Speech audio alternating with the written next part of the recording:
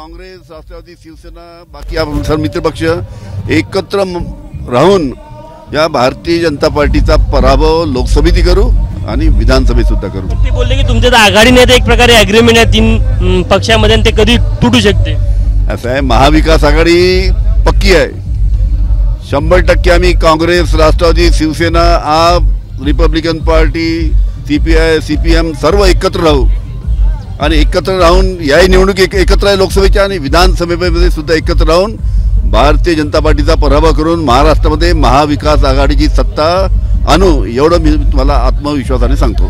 पंतप्रधानांचा आज मुंबईमध्ये रोड शो आहे, त्याचा काही फायदा होईल असं वाटतं का तुम्हाला? पंतप्रधानांचा रोड शोचा काही फायदा नाही, पंतप्रधानांच्या जाहीर सभा होतात त्याचा सुद्धा काही फायदा नाही। आज नाशिक येथे जी माननीय पंतप्रधान सभेची सभा झाली त्यावेळेस अनेक शेतकऱ्यांनी त्यांना प्रश्न विचारला, बाकी हिंदू मुस्लिम सोडा, तुम्ही कांद्याच्या बाबतीत तुम्ही तुमच्या शासनाची भूमिका काय याच्यासाठी जेव्हा तिथे अनेक शेतकऱ्यांनी आवाज उठवला त्यांना तिथे अटक करण्यात आलं, त्यांना त्या सभेतून बाहेर काढण्यात आलं।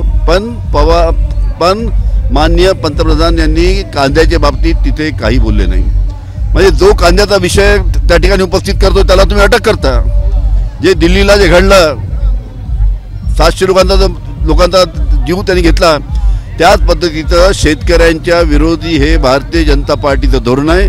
हे संपूर्ण महाराष्ट्राला आणि संपूर्ण देशाला माहीत झालेलं आहे आणि म्हणून एका पद्धतीनं महाराष्ट्रामध्ये महाविकास आघाडीची लाट आलेली आहे।